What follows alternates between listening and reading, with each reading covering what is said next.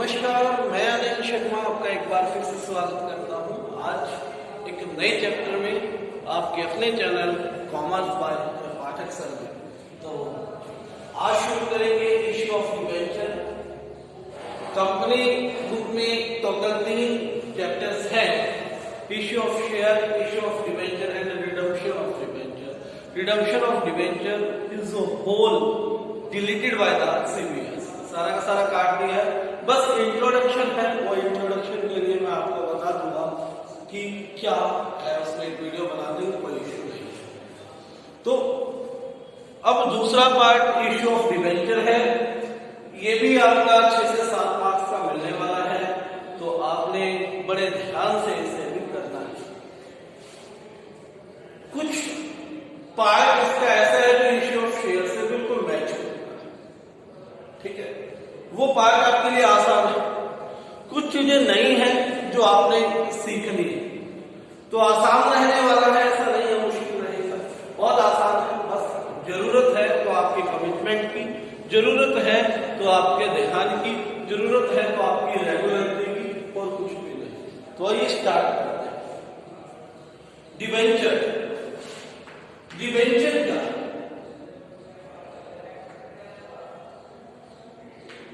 Debentures क्या है? वैसे तो आप लोगों को शायद पता होगा कि डिबेंचर होता क्या है, लेकिन फिर भी डिबेंचर को डिफाइन करते हुए मुझे खुशी होगी और आपके नॉलेज को थोड़ा सा सिंपलाइज कर देंगे। डिबेंचर क्या है? जिस तरह से कंपनीज को फाइनेंस की रिक्वायरमेंट पूरी करने के लिए शेयर्स अवेलेबल है एज ए कैपिटल।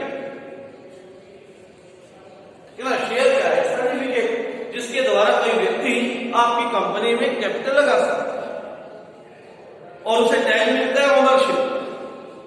ऐसे ही डिबेंचर भी एक सर्टिफिकेट है, इसके द्वारा कोई व्यक्ति आपको लोन दे सकता है। यानी कि कंपनी यदि फाइनेंस लेना चाहे एज ए लोन तो डिबेंचर इश्यू करके ले सकते हैं, ठीक है। यानी कि this will be the part of borrowed fund. ये क्या होगा? बोरोड फंड, उधार लिया गया। No doubt it will be mortgage, ये मॉर्गेज होगा, ठीक है। मॉर्गेज और अनमॉर्गेज दोनों तरह का लिख रखा है वैसे तो बुक में, बट आज जो नेट डिबेंचर है, अनमॉर्गेज डिबेंचर है, वो बिल्कुल भी मार्केट में नहीं दिखते। ज्यादातर डिबेंचर्स जो होते हैं वो मॉर्गेज होते हैं, ठीक है। तो ये ध्यान रखने की बात है आपको। So debentures creates a liability, it also creates risk to a company, ठीक है। तो ये ध्यान रखना है कि जिस तरह से कंपनी फाइनेंस शेयर्स इश्यू करके ले सकती है, वैसे ही डिबेंचर्स इश्यू करके भी ले सकती है, ठीक है। डिबेंचर से जो पैसा लिया जाएगा, फाइनेंस लिया जाएगा, वो लोन होगा। शेयर से लिया जाने वाला फाइनेंस क्या था? कैपिटल। तो कंपनीज एक्ट 2013 कहता है debentures includes all the bonds, debentures, bond stock, debenture stock which creates a charge against property और नोट। जो प्रॉपर्टी के अगेंस्ट चार्ज करे या ना करे, लेकिन वो लोन हो, ठीक है। जो कंपनी ने डिबेंचर सर्टिफिकेट, डिबेंचर एक सर्टिफिकेट होता है जिसमें कंपनी की सील होती है, मोहर होता है, ठीक है, वो इश्यू करके दिया।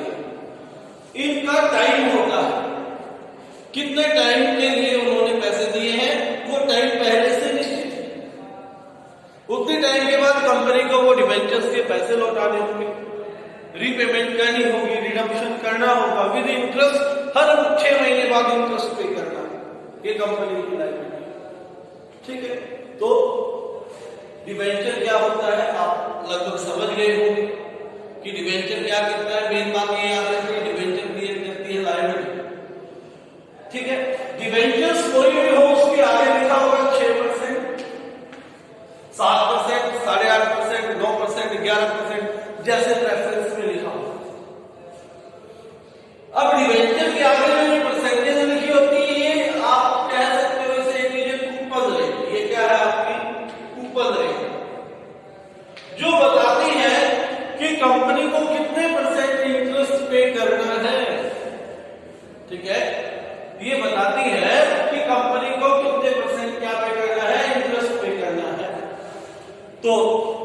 इसे कूपन रेट कहते हैं, ये ध्यान रखो। अब एक चीज और आती है इसमें, bond. Bond zero coupon bond भी बोलते हैं इसको, या deep discount, deep discount bond. ये भी एक तरह के डिबेंचर ही होते हैं।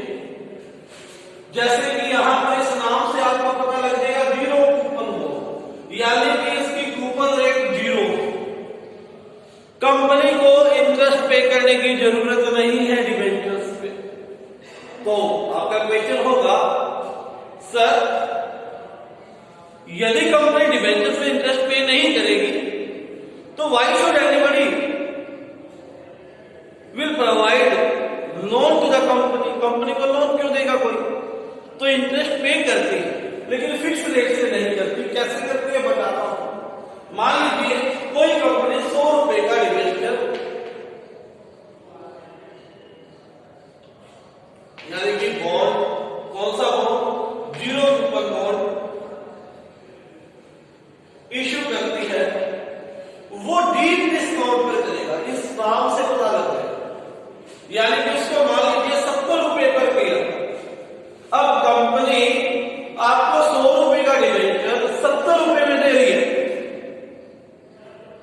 बट आफ्टर 5 ईयर 10 ईयर जब रीपेमेंट होगी तो कंपनी कितने रिपे करेगी आपको? 100 रुपीज। आपने कंपनी को दिए 70, रीपेमेंट मिली 100, जो डिफरेंस है आपका 30 rupees, this will be taken as interest. ठीक है बात। इसलिए कंपनी बॉन्ड्स इश्यू करके भी क्या करती है? ट्रांसफर करती है। तो उम्मीद करता हूं कि मीनिंग क्या होगा डिबेंचर्स का ये आपको पता हो गया होगा। अब हम आगे बढ़ेंगे कि डिबेंचर्स कितने टाइप के होते हैं। ठीक है, तो डिबेंचर्स के टाइप्स बता देता हूं मैं अभी साथ साथ आपको। नंबर 1, मॉर्गेज या सेक्योर्ड डिबेंचर्स। देखिए लायबिलिटी है, कोई भी लोन होता है तो loan is always to be secure, loan को हमेशा सिक्योर किया जाता है। कुछ ना कुछ मशीनरी एसेट जो है क्या किया जाता है? रखी जाती है एज अ बंधक, गिरवी जिसको आप बोलते हैं, गिरवी रखी जाती है। अगर कंपनी टाइमली पेमेंट नहीं कर पाती अपनी लायबिलिटी की तो उसे जो मॉर्गेज रखा है आपने उसे सेल कर दिया जाएगा, उसकी ऑप्शन हो जाएगी और सेल करके क्या होगा? कंपनी को वो लोन के पैसे रीपे करने होंगे। ठीक है, यानी कि जो लोन सिक्योर्ड है, जो डिबेंचर सिक्योर्ड है, ठीक है, अगेंस्ट एनी प्रॉपर्टी, उसे क्या कहेंगे? सिक्योर्ड। ठीक होगी बात। दूसरा अनसिक्योर्ड और नेम्ड, अनसिक्योर्ड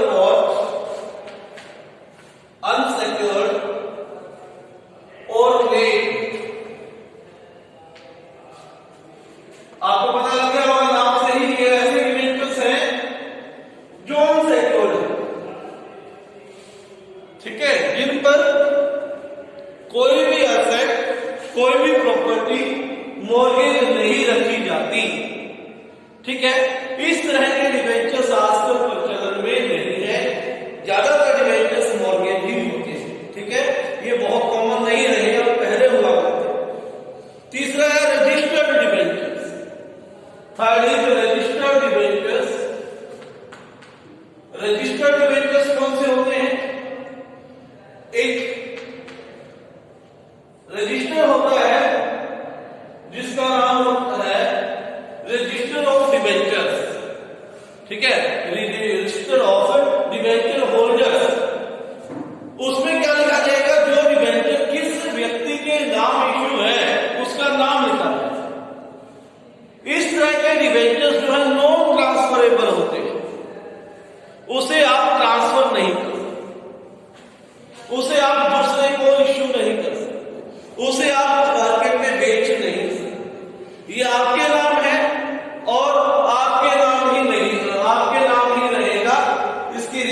आपको ही मिलेगी।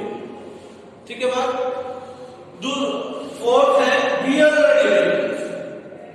बियरर डिबेंचर्स वो होते हैं जो डिबेंचर्स आप मूव कर सकते हो, ट्रांसफर कर सकते हो, आपको पैसे की जरूरत है, आपने दूसरे को भेज दी। ठीक है, इसे बोलेंगे बियरर डिबेंचर्स।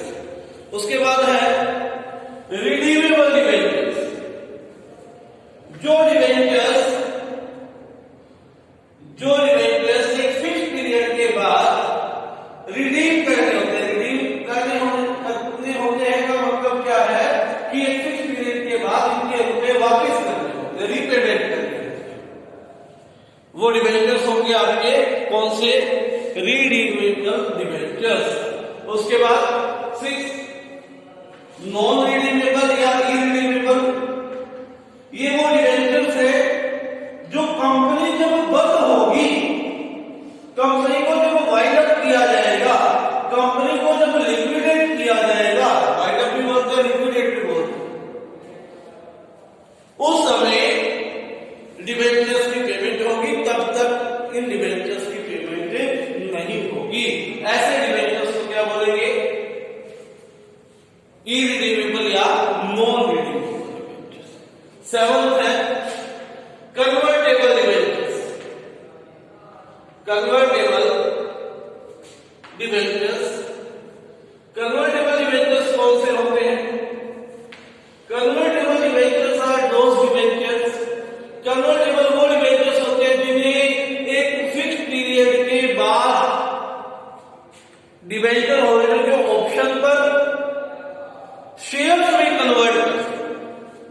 ठीक है, यानी कि इन पर डिबेंचर होल्डर्स को ऑप्शन दे दिया जाता है कि after the expiry of 18 month but not more than 36 month, 18 month के बाद 36 मंथ से पहले आप अपने डिबेंचर्स को शेयर्स में क्या कर सकते हो?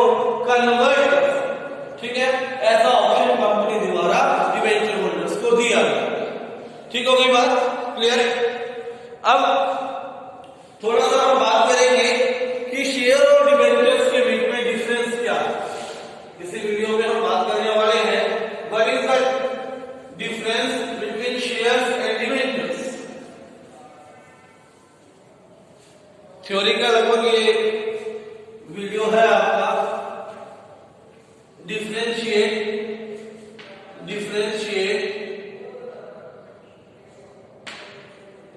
शेयर्स एंड डिबेंचर्स, दोनों के बारे में आपने थोड़ा थोड़ा पढ़ लिया है। एक साइड हम लिख देते हैं शेयर्स और एक साइड लिख देते हैं डिबेंचर्स। ठीक है, मेजर मेन बात है दिस इज बोरोड, यानी कि ये एक तरह का आपका लोन है और ये एक तरह की आपकी क्या है? कैपिटल। शेयर्स के जरिए आप क्या उठाते हैं? कैपिटल। ठीक है, और डिबेंचर्स के जरिए आप क्या उठाते हैं? लोन। ठीक है, शेयर होल्डर्स को क्या पे किया जाता है? डिविडेंड। शेयर होल्डर्स को क्या पे करोगे आप? डिविडेंड। और डिबेंचर होल्डर्स को आपको क्या पे करना होता है? इंटरेस्ट। ठीक है, शेयर होल्डर्स कौन होते हैं? कंपनी के ओनर्स। ये कंपनी के कौन होते हैं? Creditors, liability. ठीक है, ये कौन होते हैं? क्रेडिटर्स होते हैं जिन्हें क्या करना है? लायबिलिटी पे करनी है। ठीक है बात। उसके बाद डिबेंचर होल्डर्स की रीपेमेंट कंपल्सरी है, रीपेमेंट करना जरूरी है। ठीक है, पहले की जाएगी रीपेमेंट फर्स्ट, पहले ये किया जाएगा, इसकी रीपेमेंट आफ्टर होगी, बाद में होगी। ठीक है, शेयर्स के तो मालिक हम तो सबसे बाद में मिलेगा, वो भी तब जब कुछ बचे, लेकिन पहले डिबेंचर्स को क्या करना होगा? आपको पे करना होगा। डिविडेंड फ्लक्चुएटिंग रेट पे मिलता रहेगा, यानी कि डिविडेंड ऊपर नीचे होता रहेगा, कभी ज्यादा कभी कम, लेकिन रेट से आपको मिलता है। ठीक है, इसमें कूपन रेट है, उसके अकॉर्डिंग क्या मिलता रहेगा आपको, डिविडेंड इंटरेस्ट मिलता रहेगा। ठीक है बात। शेयर होल्डर्स को वोटिंग राइट्स होते हैं। शेयर होल्डर्स को क्या होते हैं, वोटिंग राइट्स होते हैं।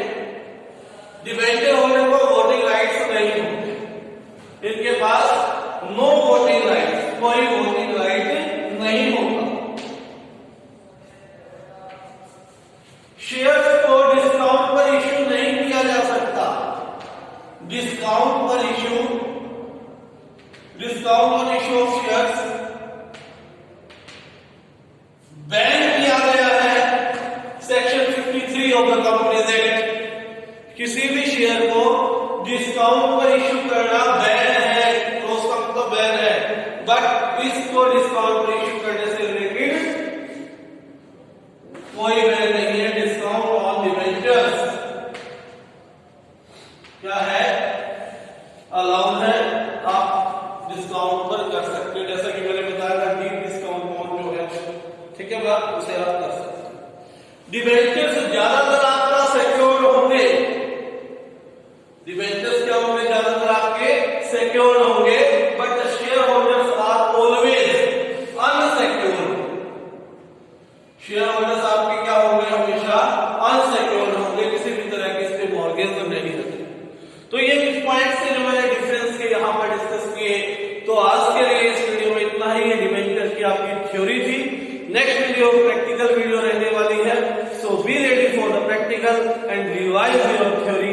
ठीक है, if you are new to the channel then you should subscribe this channel and share to the dear and dear ones. Thank you.